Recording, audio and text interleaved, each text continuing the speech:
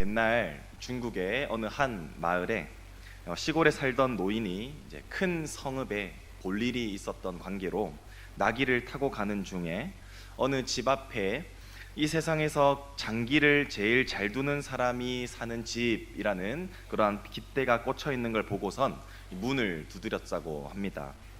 집주인이 어떻게 오셨습니까? 라고 묻자 이 노인은 세상에서 가장 장기를 잘 둔다고 하시니 이 선생님과 함께 장기를 또 한 수 겨루어 보고 싶어서 왔습니다 라고 대답하였습니다.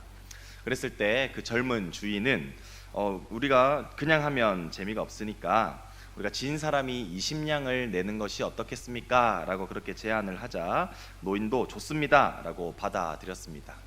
그렇게 장기를 두는데 이 노인이 쩔쩔매다가 결국 이 젊은 사람한테 지게 됩니다. 그래서 그러나 노인이 제가 지금 돈이 없어서 지금 현재 20불을 낼 수가 없으니 지금 현재 50불의 가치가 있는 내가 이 나귀를 우리 선생님께 드리면 어떻겠습니까? 라고 제안했을 때 이 젊은 주인은 흔쾌히 받아들였다고 합니다. 네, 완전히 생각지도 않았던 낙이었고 또한 자기가 제시했던 것보다 더 큰 금액의 가치를 받았기 때문에 이 젊은 주인은 아주 기분이 좋아지게 되었죠. 그리고 당장에 나귀 우리를 짚고 또한 나귀를 깨끗이 씻기고 나귀의 안장을 새 것으로 바꾸어서 동네를 타고 다니며 잘 먹고 그렇게 잘 키우게 되었습니다. 그렇게 일주일이 지났을 때 그 노인이 다시 찾아와서 재대결을 요청합니다. 이번에는 제가 돈을 가져왔으니 내가 치면 또다시 20냥을 드릴 것이지만 만약 내가 이기게 된다면 이 나귀를 도로 찾아가겠습니다 라고 제안을 합니다. 이미 이 노인과의 대결에서 이미 한번 이겼던 터라 주인은 쉽게 수락을 하게 되었습니다. 그런데 이게 무슨 일인지 노인과 아무리 이 장기를 두어도 젊은 재대결에서 이 젊은 주인이 아무리 애를 써도 이 노인을 이길 재간이 없었던 것이었습니다. 모든 수를 동원하여 최선을 다해 장기를 두었지만 결국 이 젊은 주인은 노인한테 지게 되었습니다. 그래서 어쩔 수 없이 일주일 동안 이렇게 보관하였던 자신의 애지중지 키웠던 그 나귀를 다시 노인에게 돌려주어야만 했던 것이었죠. 그렇게 노인이 나귀에 올라가서 이 길을 떠나려는데 주인이 달려와서 노인을 세우며 이렇게 묻습니다. 어르신, 지난번에는 제가 참 많은 어르신의 수에 비해서 제가 참 많은 수로 우리 어르신을 제가 이기게 되었는데 어떻게 이렇게 갑자기 장기를 잘 두게 된 것입니까? 라고 이렇게 물었을 때 노인은 웃으면서 이렇게 대답했습니다. 내가 멀리 떨어진 시골에 사는데 내가 이 성에 볼 일이 있어서 왔지만 성 입구에 이곳에는 나귀를 타고 출입할 수 없다라는 그러한 방을 보고 나서는 나귀를 맡길 데가 없어서 고민을 많이 했는데 그런데 마침 주인장 집 앞에 꽂혀 있는 그 깃대를 보고 내가 장기를 지면 이 집에 나귀를 맡겨둘 수 있겠다라고 생각해서 일부러 장기에 졌다라고 그렇게 대답을 했습니다. 그리고 이제 일을 다 봤으니 다시 나귀를 찾아가기 위해서는 내가 다시 이겨야 찾아가지 않겠습니까? 라고 그렇게 대답했다고 합니다. 이 대답을 들었던 이 젊은 주인은 정말 일주일 동안 무료로 나귀만 돌봐준 셈이었던 것이었습니다. 그래서 젊은 주인은 그러한 자신의 모습이 너무나도 부끄러워서 장기를 제일 잘 두는 사람이 사는 집이라고 적힌 깃대를 그 즉시로 바로 제거해 버렸다고 합니다.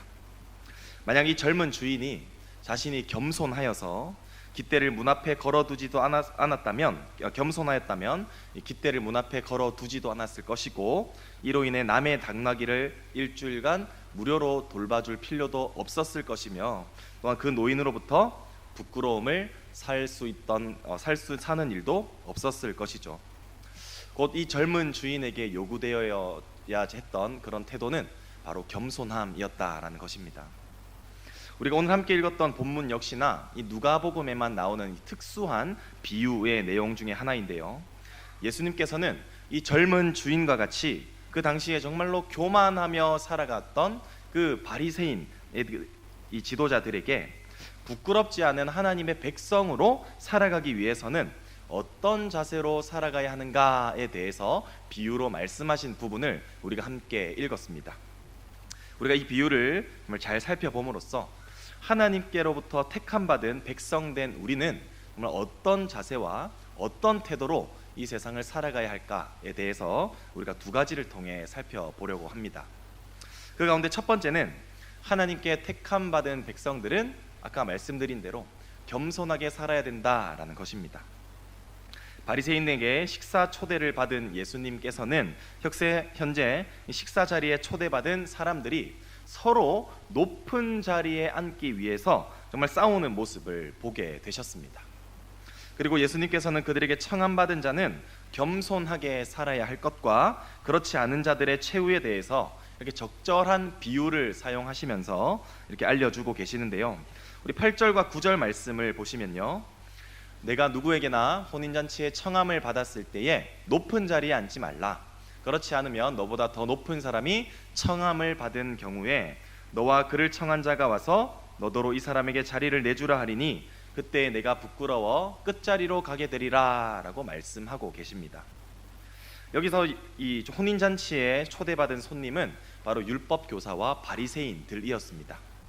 유대인들에게 있어서 특별히 높은 자리라고 불려지는 이 자리는 바로 집주인 또는 만찬을 베푼 자의 바로 옆자리를 의미하는 것입니다.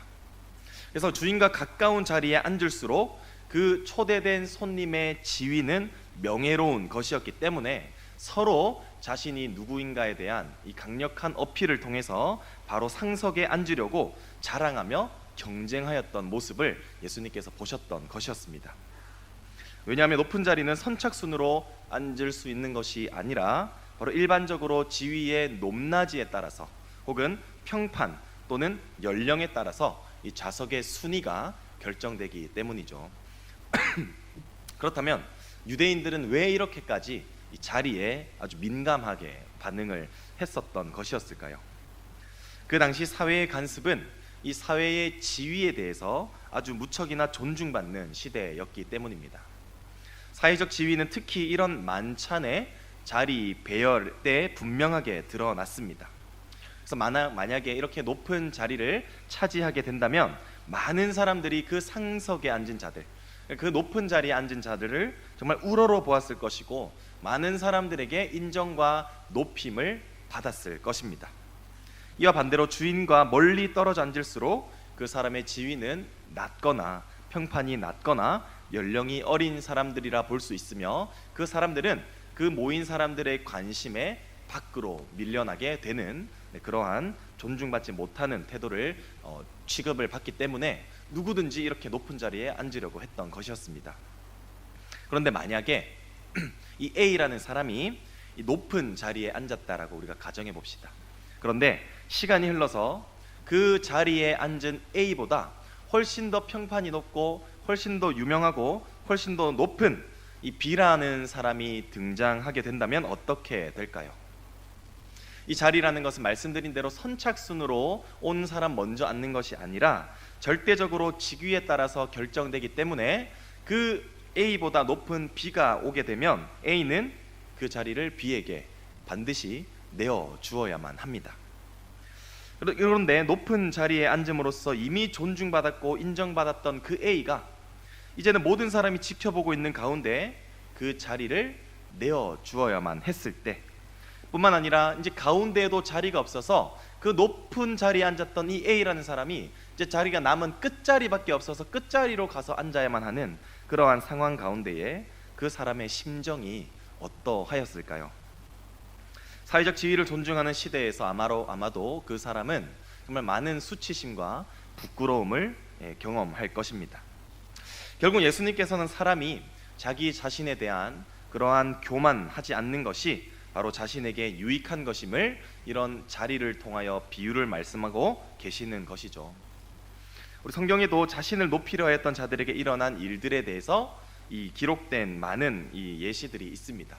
특별히 저는 이 가운데에서 이 느부갓네살 왕에 대해서 좀 나누길 원합니다. 다니엘서 4장 30절에 기록된 대로 이 큰 바벨론은 내가 능력과 권세로 건설하여 나의 도성으로 삼고 이것으로 내 위엄의 영광을 나타낸 것이 아니냐라고 고백했을 만큼 이 느부갓네살 왕은 참으로 교만했던 왕이었습니다. 그 왕의 마음은 자만심으로 가득했고 교만함으로 가득했지만 하나님께서 그 교만한 느부갓네살 왕을 심판하셨을 때 느부갓네살 왕이 어떠한 모습에 이르게 됩니까? 정말 동물과도 같은 모습으로 변하게 되어 땅을 기어 살아가는 아주 비참한 모습으로 경험하게 되지 않습니까? 이처럼 하나님께서는 교만한 자를 싫어하시고 또 교만한 자를 심판에 이르게 하신다라는 것입니다. 그렇다면 이런 질문이 있습니다.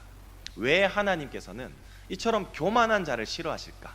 왜 하나님께서는 이 교만을 싫어하실까에 대한 질문이죠.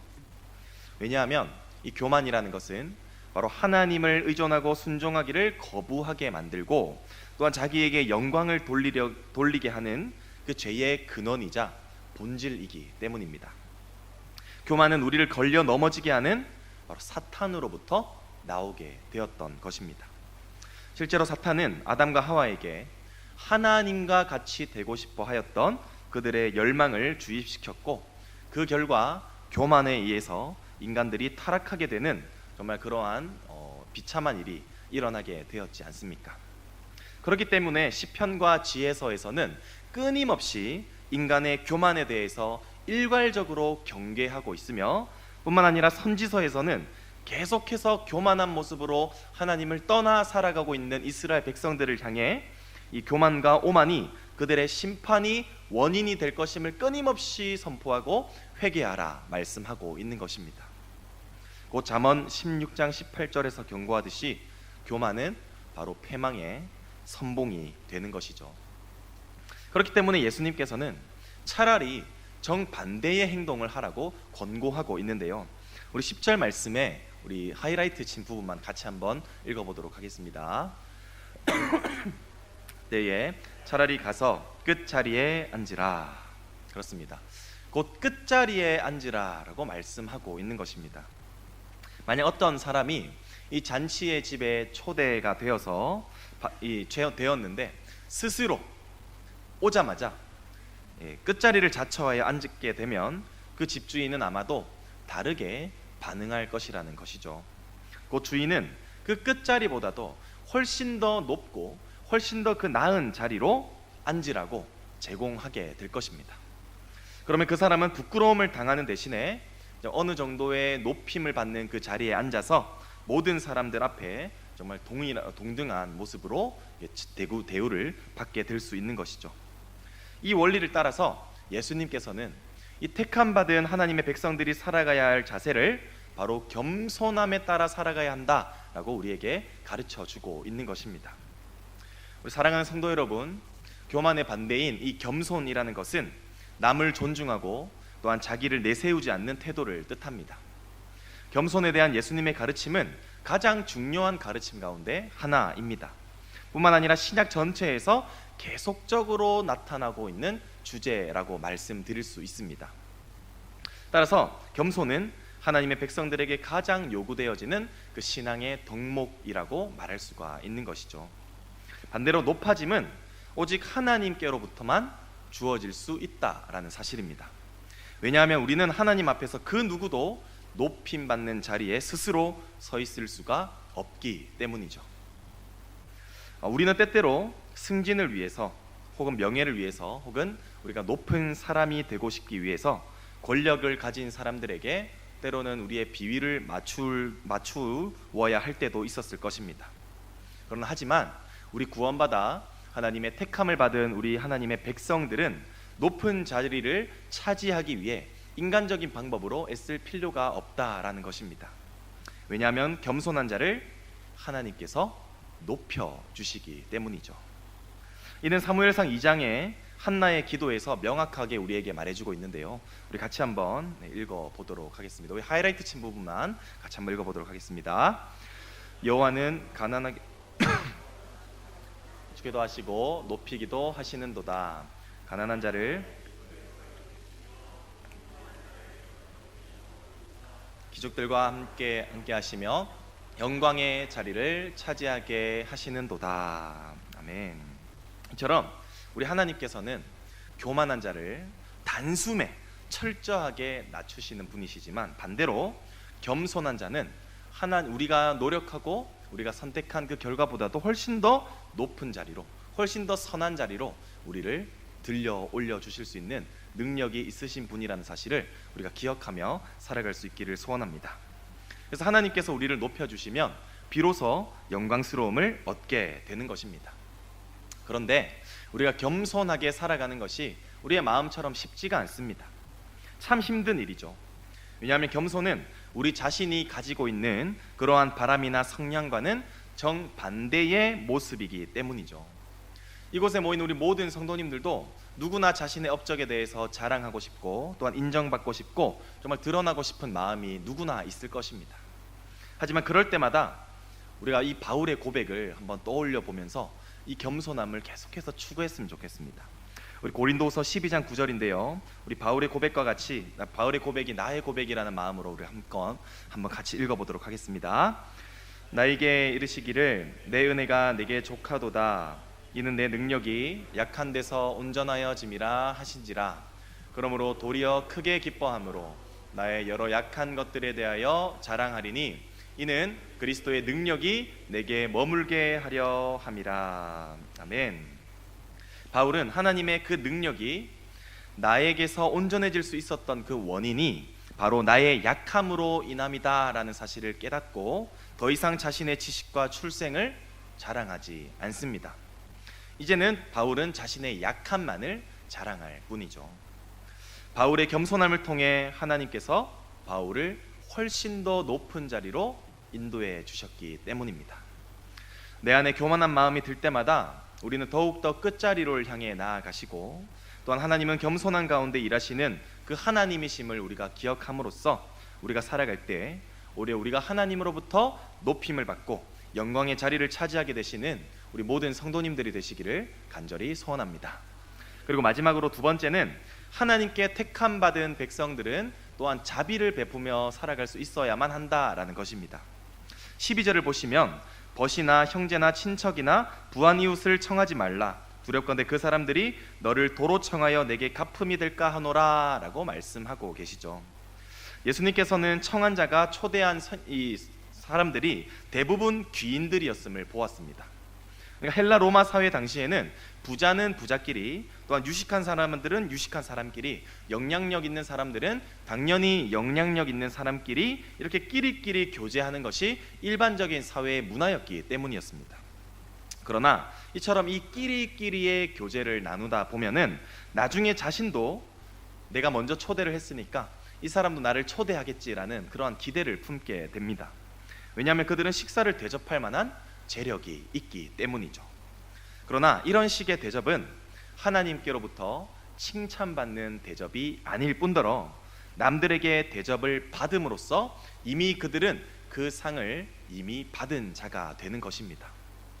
그러나 예수님께서는 진정한 대접을 위해서, 진정한 친교를 위해서라면 잔치를 베풀 때 혹은 섬길 때에 가난한 사람들을 혹은 병이 있는 사람들을 또한 맹인인 자들을 초대하라라고 명하고 있습니다. 이들은 궁핍한 처지에 놓여있기 때문에 자신을 초대한 사람을 결코 다시 초대할 수 없는 그러한 사람들입니다. 이와 같이 자비를 베푸는 삶은 14절에 기록된 대로 하나님께서 기뻐하시는 모습일 뿐만 아니라 우리가 그 사람들로부터 우리가 대접을 받지 못하고 우리가 공급을 받지 못하는 그 상황에서 우리 의인들에게 주어질 그 부활 속에서 하나님께로부터 그들에게 상급을 받게 될 것이다 라고 우리에게 말해주고 있다라는 것입니다.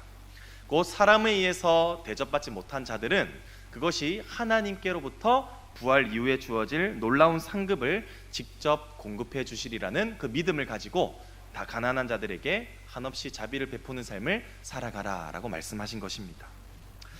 그렇게 하나님께서는 궁핍한 자들을 찾아 나서고 그들을 온전히 섬기는 자들을 기뻐하시는 분이십니다. 왜냐하면 잠언 19장 17절에서 교훈하시는 대로 가난한 자를 불쌍히 여기는 것은 여호와께 꾸어 드리는 것이기 때문이고 또한 그의 선행을 하나님께서 그에게 직접 갚아 주시기 때문입니다. 이처럼 진정한 의로운 자의 모습은 보상을 바라지 않고 우리가 아무런 대가 없이 은혜롭게 제공하는 것, 이것을 우리는 자비라고 말할 수 있습니다. 곧 택함받은 자들은 조건을 따지거나 바라지 않고 온전히 그냥 줄 수 있는 마음, 곧 자비를 베풀며 살아가는 삶을 살아야 할 것을 우리 예수님께서 말씀해주고 계신다라는 것입니다. 우리 사랑하는 성도 여러분, 혹시 여러분들은 혹시 나와 상관없다고 여기면서 도움이 필요한 자들의 손길을 외면하지는 않았습니까? 혹은 나는 남을 대접했는데 왜 남은 나를 대접하지 않느냐며 상대를 미워하거나 원망하는 마음을 품은 적은 없으십니까? 이것은 하나님께서 기뻐하시는 섬김의 모습이 아니라는 것입니다. 받을 것을 기대하지 않고 우리가 자비로운 마음으로 우리가 도움이 필요한 자들을 온전히 섬기고 또한 대접하는 것이 오히려 하나님께로부터 공급을 받고 하나님께로부터 상을 받는 행위라는 사실을 우리가 기억하며 살아야만 할 것입니다. 우리 그리스도인들은 하나님을 향한 소망을 품고 살아가는 자들입니다. 곧 의인과 악인의 부활이 있음을 우리가 기대하며 현재를 살아가고 있죠. 장차 모든 사람들이 부활할 때에 하나님께서는 각 사람의 그 행위에 따라 정확하게 판단하시고 우리를 평가하실 것입니다.